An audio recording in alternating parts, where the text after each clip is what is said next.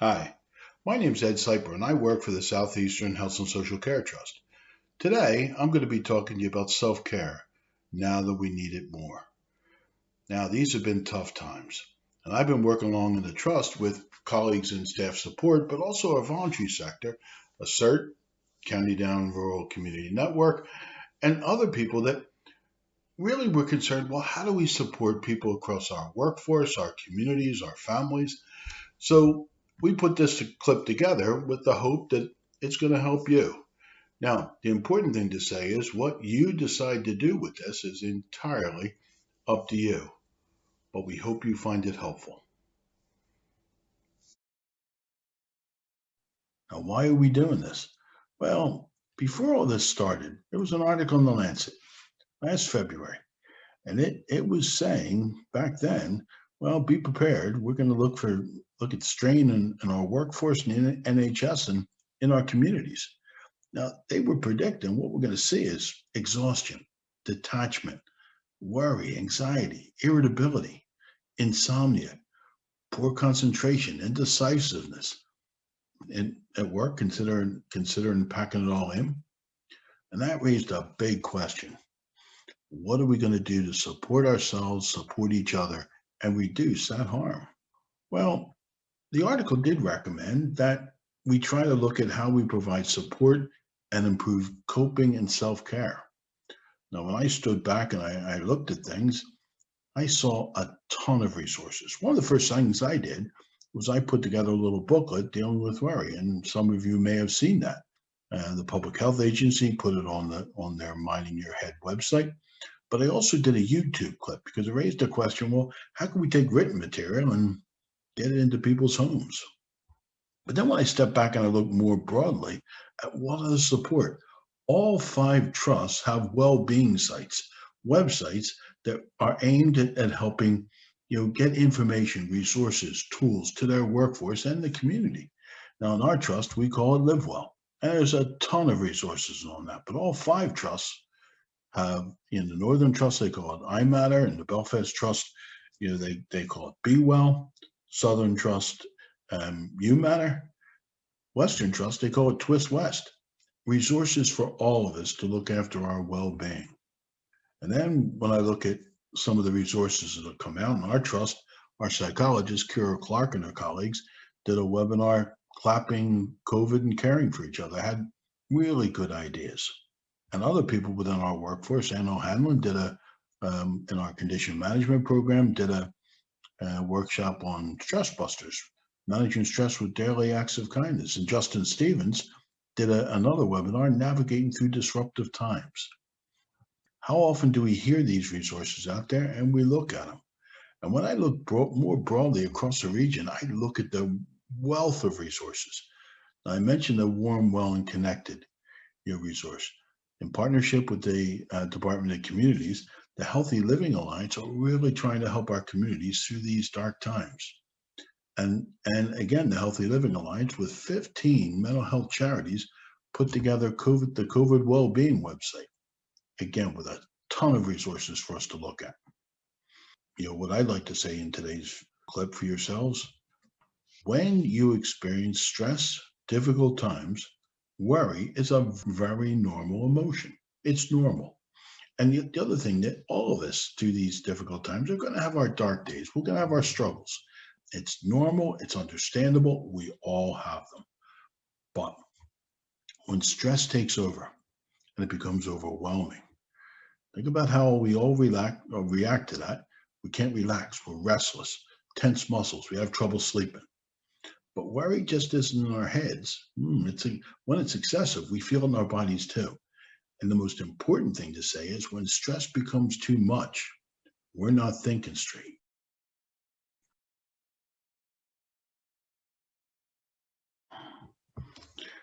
Now, to understand how the brain's affected by stress, I found the hand model of the brain by Dan Siegel really useful.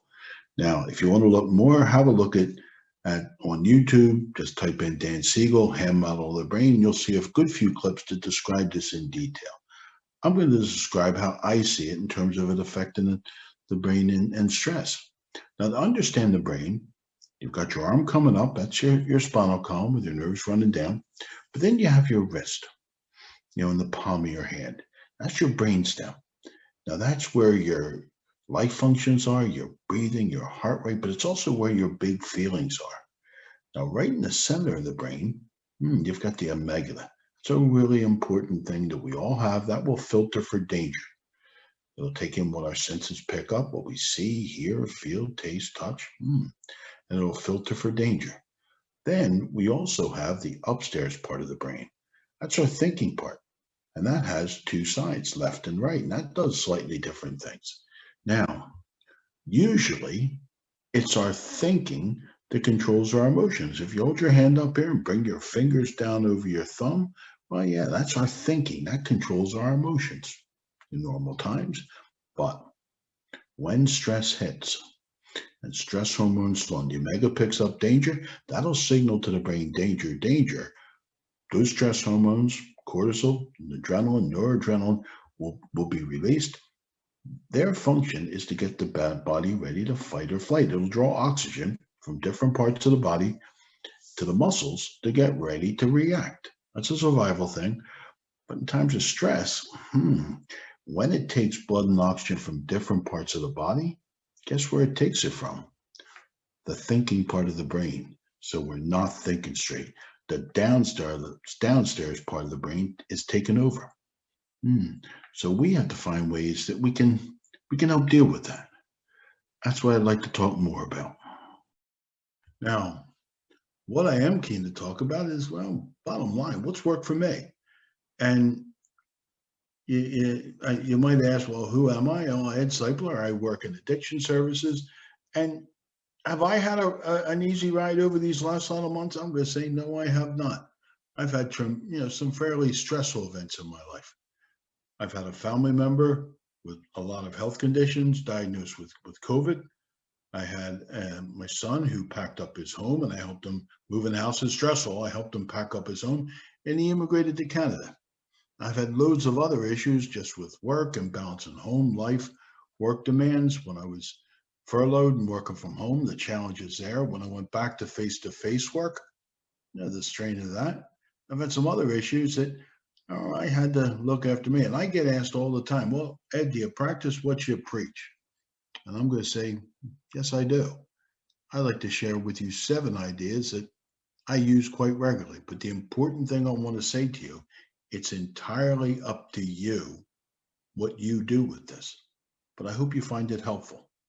Now, first off, talk about this in the worry book, breathing. Now, you might say, wait, I breathe every day, but do we breathe in a relaxed way? Now, relaxed breathing is very different. When we breathe out more than we breathe in, I'll get back to the brain, we give the brain a signal that danger is starting to pass.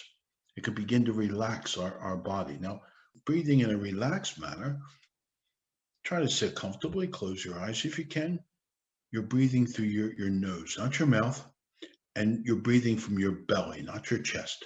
Big, deep breaths, and as you breathe in, a slow count to 3 or 4, hold it. As you breathe out, you count to 4 to 5. You're breathing out more than you're breathing in. Make sure your breaths are steady, smooth, continuous. And you're paying particular attention to the out breath. You're turning on that calming part of the brain. So when stress does hit, how do we practice this regularly? Big, deep breaths, breathing out more than you're breathing in. We want to make sure that we're able to turn on that calming part of the brain. Now, another thing maybe we should look at is self-compassion, because I'm wondering how many of us are very overtly critical to ourselves. You make a mistake, how much do we beat ourselves up? How big is the big stick you carry? And a couple of things about self-compassion. Here's facts based on research.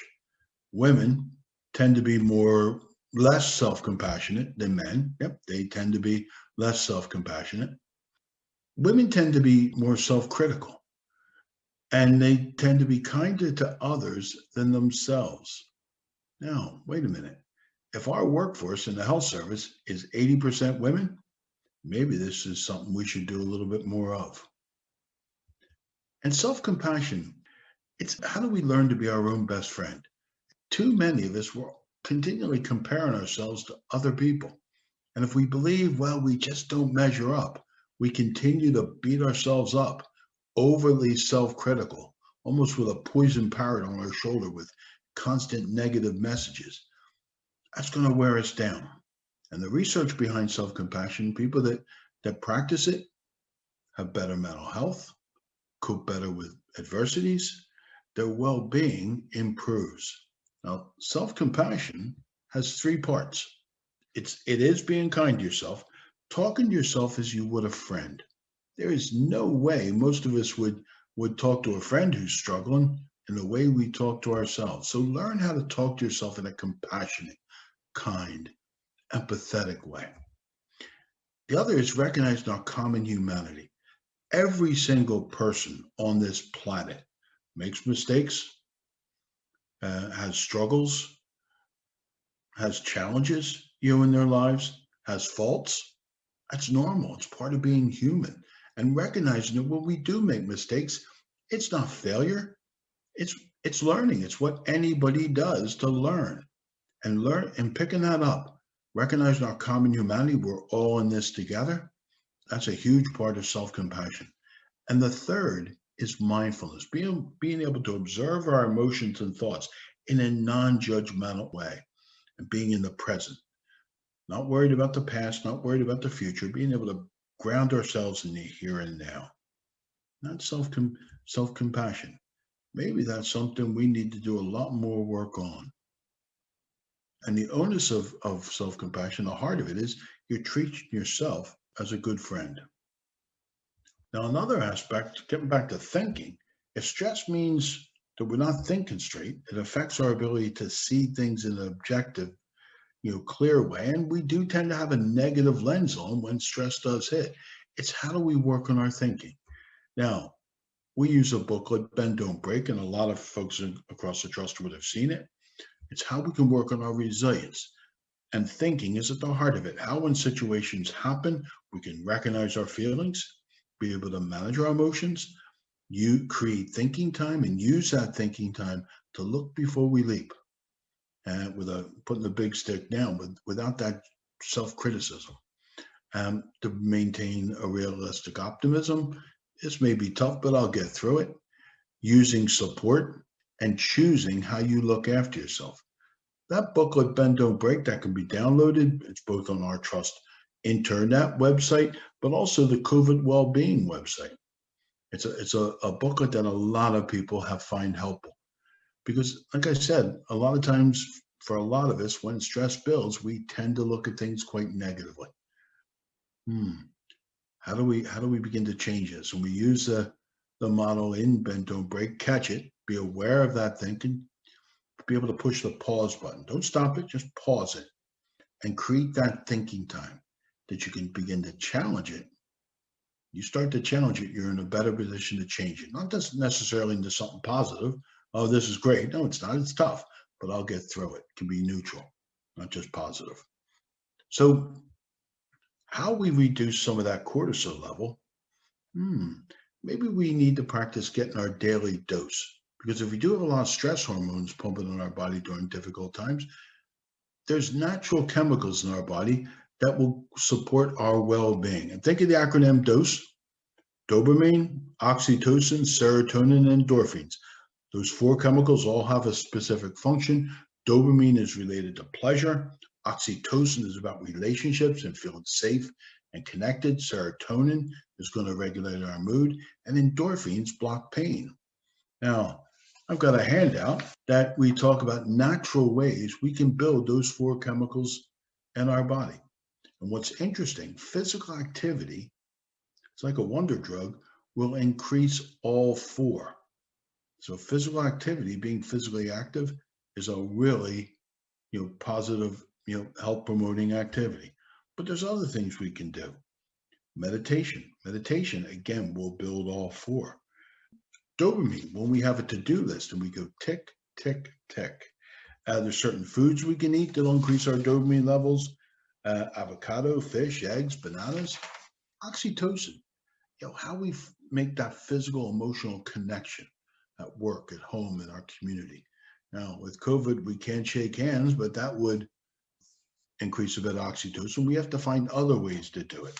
So, different ways of socializing and feeling connected, going out of your way for people. Here's one: stroking your pet, your cat, your dog. That will increase your oxytocin levels. Listening to music, particularly music that has meaning. It's back to physical activity, and meditation will help build our oxytocin levels. Serotonin, again, reinforce exercise, being physically active.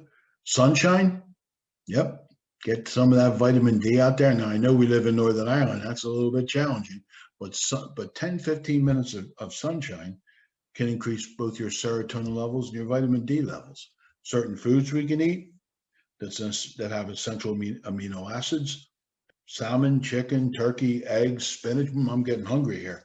Seeds, milk products, soy products, nuts are endorphins, things that are going to block pain. Laughter. Laughter is, I'll come back to that because that's a huge thing to promote our well-being. It increases our endorphins. Crying. When we cry, our bodies produce endorphins, has a healing effect.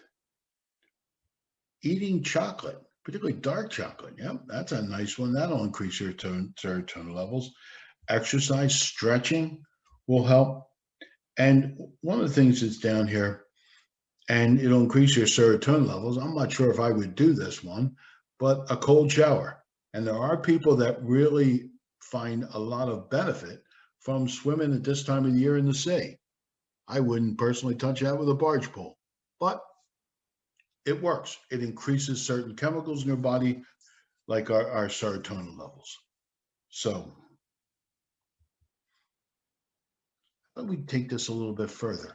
Now, a lot of us have heard of Take 5. There's a big push regionally from our public health agency and our 5 trusts to promote our well-being through Take 5, which is an evidence-based well-being general population initiative. Not knocking that at all. Those 5 ways to well-being have an evidence behind them. Connect, keep learning, be active, take notice, give. We go out of our way to do these things, they will increase our well-being. But I can't help thinking in troubled times, maybe we need a little bit more. And I came across some research a couple of years ago that really blew me away. These researchers were working with carers who were looking after a family member who was dying. You don't get anything more stressful than that. And they found that if they could get the carers to express positive emotion, they had 8 ways to do it, the carers' mood stayed up and their anxiety went down. They measured that. Didn't change their situation, but significantly impacted on their well-being. And one of the things that I struggled with, I didn't quite understand, well, how did that happen? Yes, it seemed to be helpful, but why? And last year I came across it. It was a light bulb moment for me. And it's called The Broaden Build Theory by Barbara Fredrickson, 2001. And what this says is when you experience positive emotion, your brain will produce dopamine. When you go out of your way to do this regularly, consistently, purposely, just don't do it, but do it, notice it, absorb it, enrich it, let it sink in. And we do it regularly, persistently. What we'll do over time is improve our dopamine pathways in the brain and dopamine receptors. Neurons that fire together will wire together. That plasticity within the brain can really be an ally when we go out of our way to improve it. What happens is when people actively do this, they create what they call increased cognitive flexibility. They see a broader angle rather than that negativity. They see the big helicopter view. So when we have stressful situations, whether it be stressful work or stressful situations like we have right now, this could be really, really helpful. What are those 8 ways to express positive emotion? Now, 2 are very similar to Take 5. In Take 5, they call it notice. Here, they talk about notice positive things. Use your senses to really absorb the beauty all around us. Nature has a reservoir of positive things to enjoy with sights and sounds and smells. We're all different. What one person will find pleasurable, somebody else may not. The sound of a child laughing, the smell of cut grass, the smell of coffee. How many people burn aromatherapy candles, in their homes to create a sense of smell? That could be really positive. It'll create a bit of dopamine when we enjoy those positive things. The second thing that's similar to Take Five, and Take Five, they call it give. Here they call it acts of kindness. You go out of your way for someone, you will produce a bit of dopamine. Good. And chances are you'll get a smile and a thank you back. Now, here's where they're slightly different. And some of these things can be unbelievably powerful. Gratitude. Gratitude is one of the most powerful well-being activities we can possibly do, because what we're focusing on is what we have, not what we don't have. And people who keep gratitude lists, they write it down, they capture it, they hold on to it in some way. The well-being improves, they tend to have lower blood pressure, they sleep better, because they're focused on what they have, not what they don't have. Mindfulness, learn how to give your mind that mini vacation. And we talked about mindfulness when we looked at self-compassion. Well, mindfulness will also produce a bit of dopamine. Good. And the trust has been offering mindfulness workshops. Might take you a bit of time to get into it and get used to it, but a lot of people are finding it exceptionally helpful. Why? It'll produce a bit of dopamine.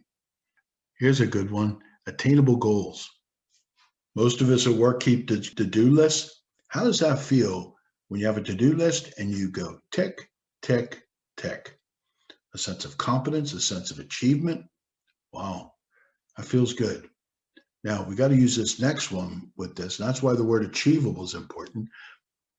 Positive rethinking. Use the thinking skills that we talk about in Bend, Don't Break. Because what happens if you have a list of 10 things to do and you get 5 done? Where's your head? Chances are it's thinking on the ones you haven't done, and out comes that self-criticism again. So use positive rethinking that you can get that balance. The last one, which is maybe a bit of a challenge in Northern Ireland, focus on your strengths, because we're not particularly good at that in this country. We're very good at picking up on our weaknesses and being self-critical, but acknowledging our strengths in Northern Ireland, we are not particularly good at that. So I'm wondering, we have a little tool. We've used it a lot in SMART. It's in Bend, Don't Break, but it was in Motivational Interview by Bill Miller. And it's just a list of strengths, words that help us through difficult times. And all you do with this list is circle, well, what's got me through this week? What's got me through today? Circle your strengths, own them. It's a really nice tool to think, okay, these are my strengths. These are the things I'm using. It's a really nice tool to use with ourselves, our clients, our children. It's a nice little tool. I'll keep going with this because getting back to dopamine, gratitude. Every day, not just what we're grateful for today. Yes, that's useful, but think about other things that are positive. How do we balance, because there's lots of negativity out there, how do we balance that negativity with positives in our lives? What made me laugh today? What did I enjoy listening today? What strengths did I use today? How was I able to help another human being?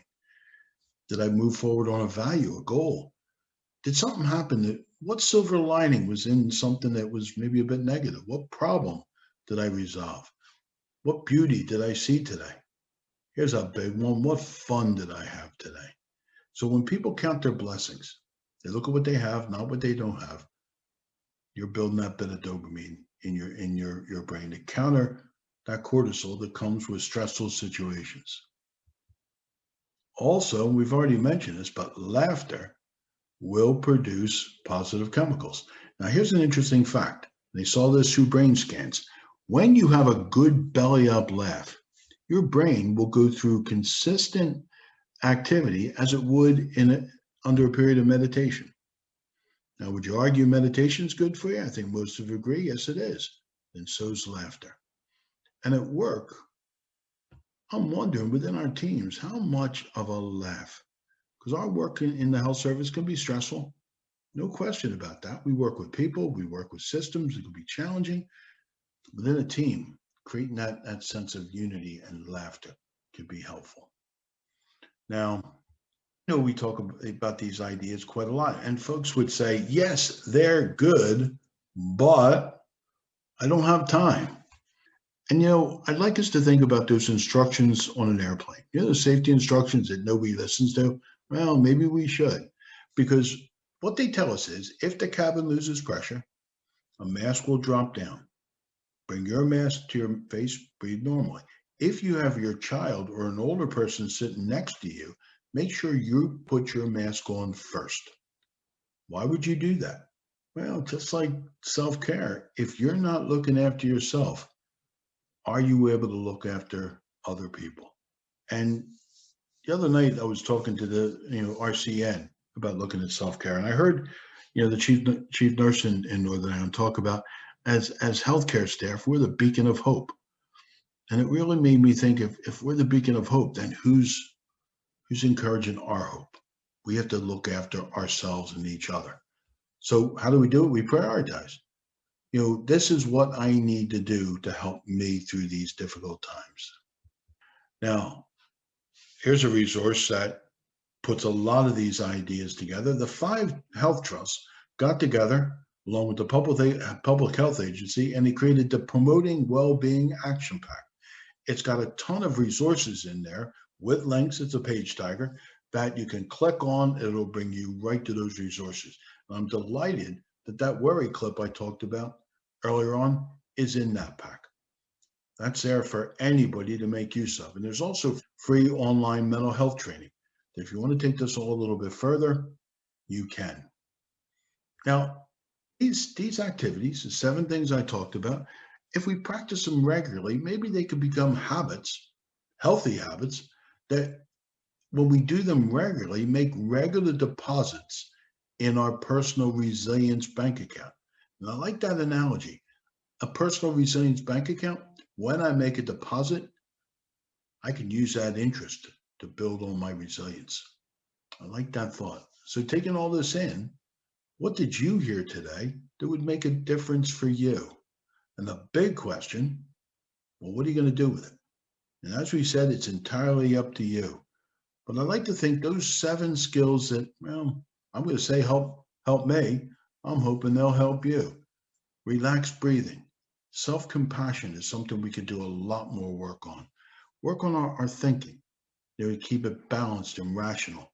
Getting our daily dose, building chemicals that build those healthy chemicals, dopamine, oxytocin, serotonin, and endorphins in our body. Using positive emotions to help deal with stress. Working on recognizing our strengths and gratitude.